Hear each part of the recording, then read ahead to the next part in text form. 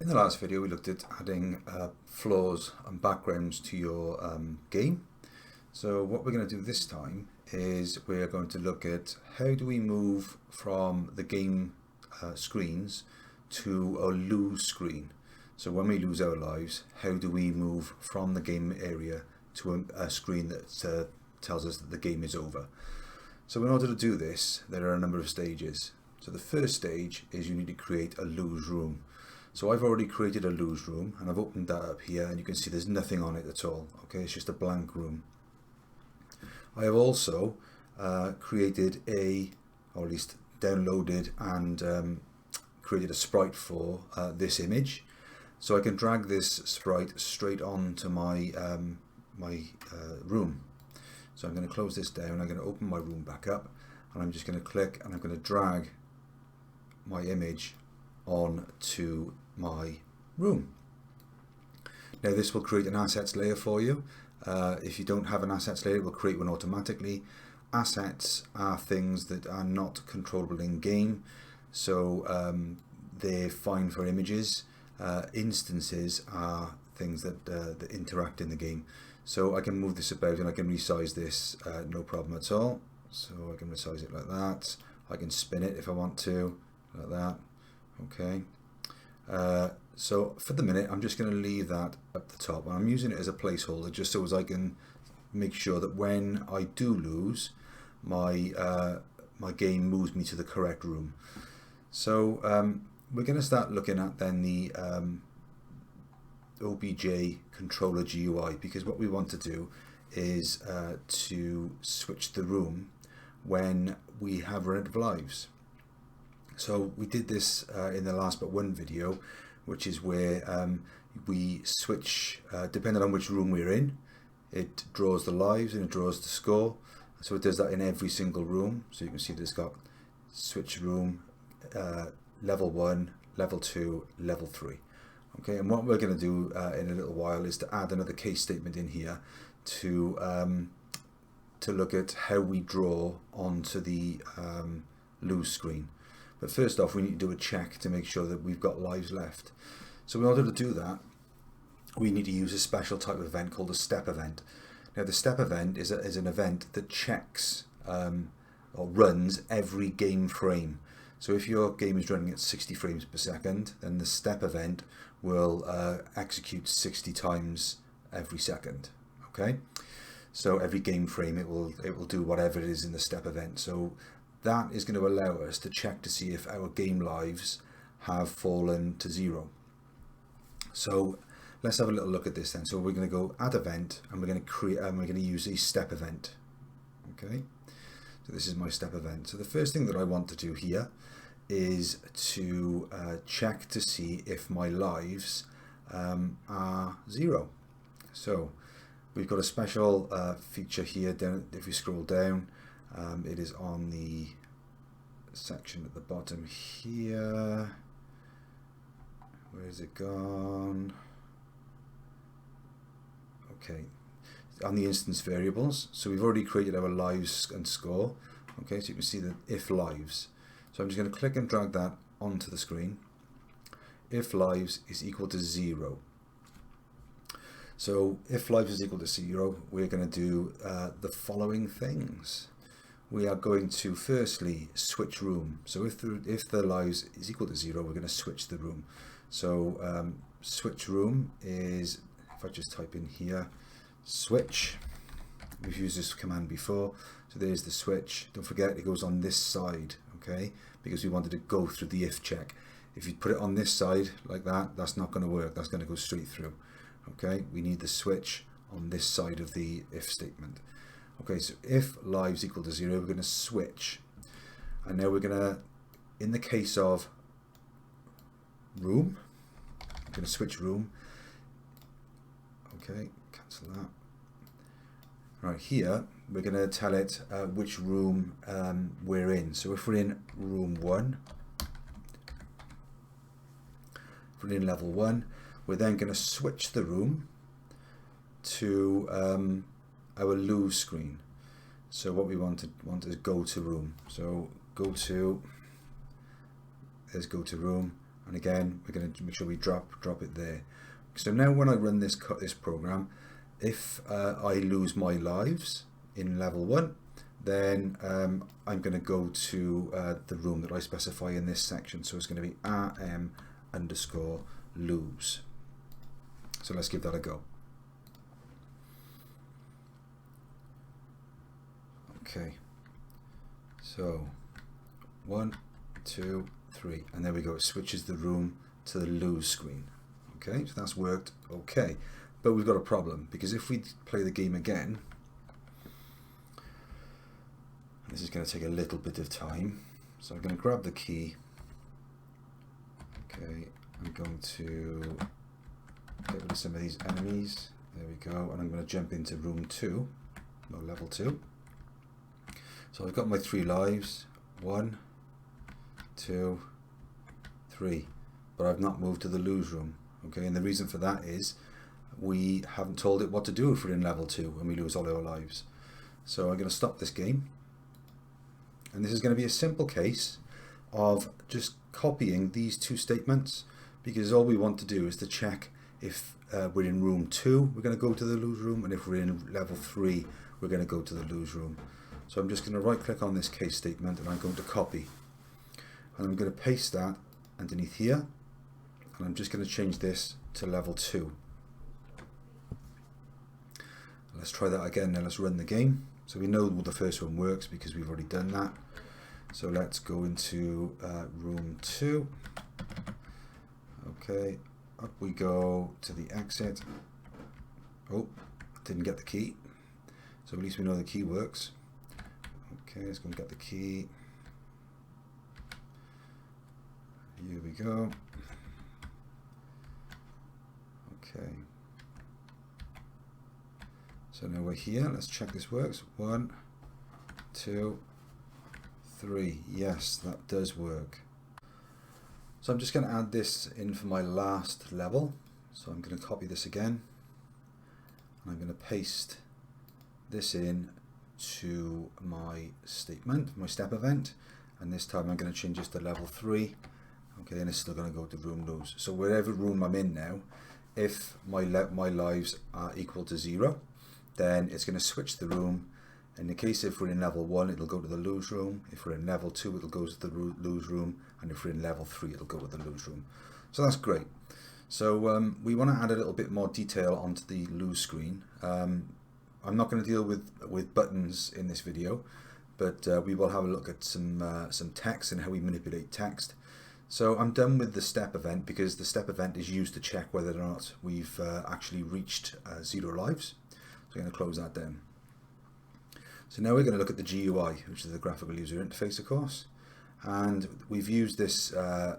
This was about 2 videos ago. We worked on this.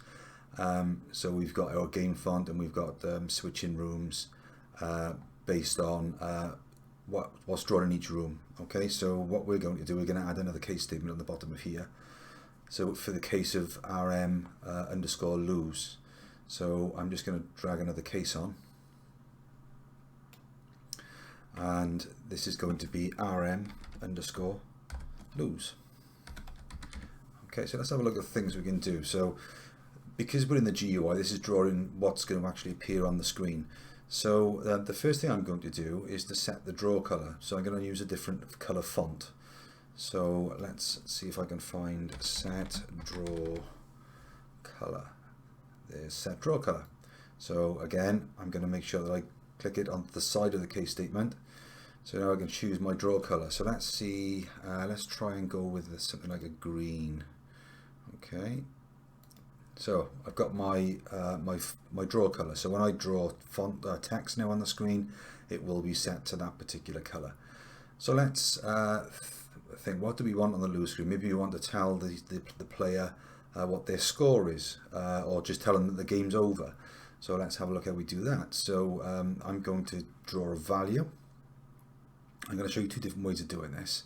So let's get rid of that. I want to draw. And we've got 2 different ones here. We've got draw value, draw transform value. So let's just start with draw value. So I'm going to drag that underneath here. And in the caption, I'm going to type in game over. Game over. Okay. Let's get rid of the C on the front of that. Inside here, I'm going to add more text. Let's put in speech marks. You have lost all of your lives.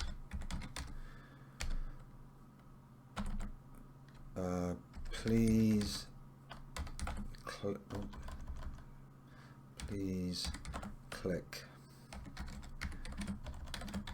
the button to try again. Okay, and let's close the speech marks. Now we're going to give it an X and a Y position. So let's say we want it in the center of the screen. So we're going to go room width underscore width. Okay, room width divided by 2. That'll put it in the center of the screen. Okay. Now with room height, if we have the room height and we take away 50 from that, it'll put it towards the bottom of the screen. Okay, I'll show you what I mean now. So let's see if that works. So let's play the game. Okay, let's get some lives lost here. 1, 2, 3. Okay, so you can see now that my text has appeared at the bottom. However, we've got some issues with the text. You can see here that I've got my text, my caption is right next to my value of text I've typed in. So we'll have a little look at that. And also it starts our text left aligned. So although we've asked it to put it in the center, it starts it here. What we wanted to do is to start it over here somewhere. So I'm going to show you how to fix that. So the first thing we're going to do is come up to find, let's get rid of this. We want to set the text alignment. So if we go set text, and there's set text alignment there. Okay, so this one here, I can drag and I can drop it on here. Let's move it up. I'll move those ones down then. Okay, so I got my set text alignment. So what I want to do, and drop that down, and I want it to align it horizontally center. Okay, so let's see what difference that makes. Okay, 1, 2, 3. So now you can see it's centered. I think I might bring that text up a little bit. So I'm going to stop that there, and I'm going to come onto my GUI controller object again. Okay, and I'm going to come down here. Let's set that minus 150. Okay, so that should bring it up a bit further. So let's see how that works. Okay, 1, 2, 3. That's better. Okay, so let's have a little look at this problem here then. So if I close that down there, okay. So what I want to do is I want to, if I put a symbol, it's \n. Okay, and what that does, that forces a line break. So if I come across here a little bit further, okay, so let's do another one here. Let's get rid of those spaces, \n. Okay, let's try that.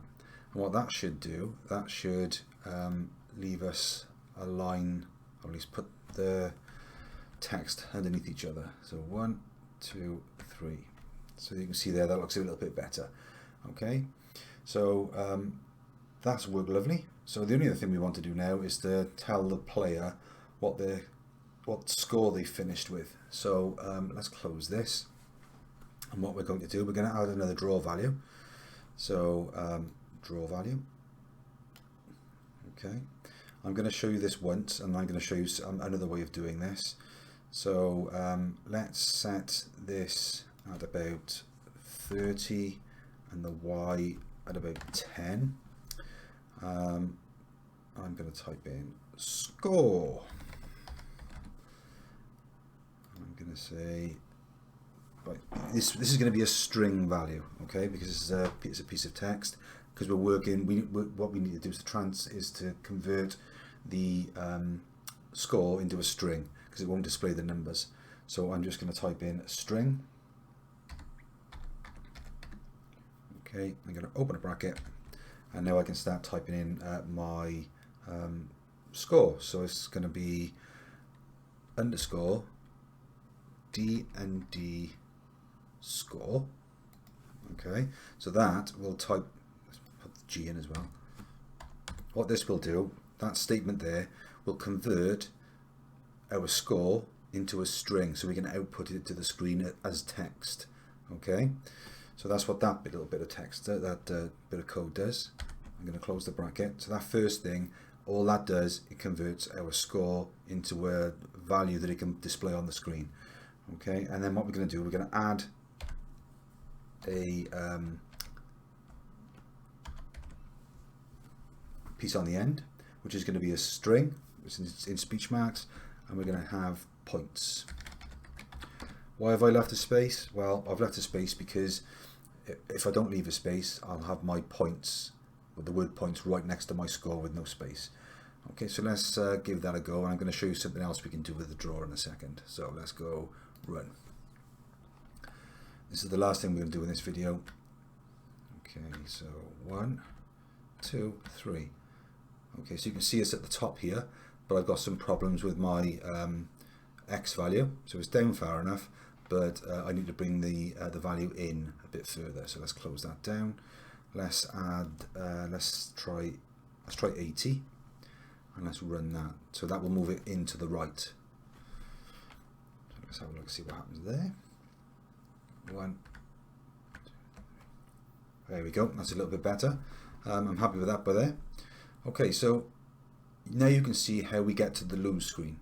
Okay, so it's going to be the same process for the win screen, but I will take you through the win screen as well. So let's have a little look at this second thing then. Let's have a look at this. There's two different types of drawing values. So if I scroll down until I get to the draw, so we can see we've got the draw value, which is the one that we've used. We've also got this draw transformed value. So I'm just going to copy this because I'm going to use this in my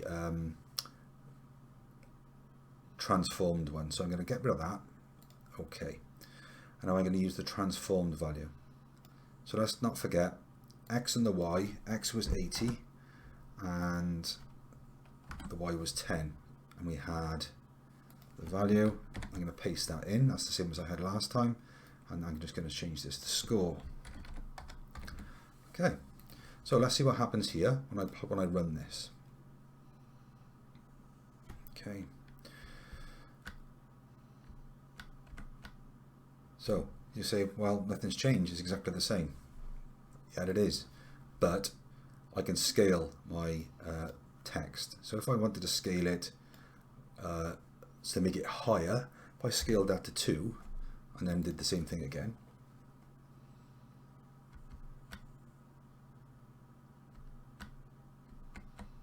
Okay, you can see that that is now bigger. So I can use the scale features, and I can also rotate as well if I wanted to. I'm going to put that at a 5-degree angle and run it.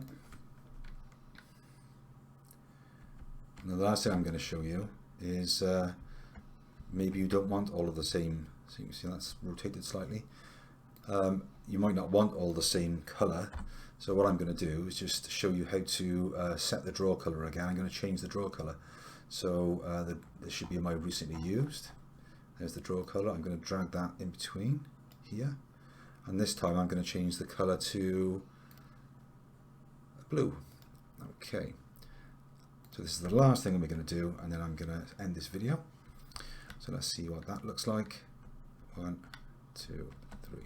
So you can see, using those tools and features, you can create a lose screen that's going to be suitable for your game, using text, being able to wrap text and changing the colors and changing the sizes. Okay, so that's the end of this particular video. In the next video we will look at the win screen.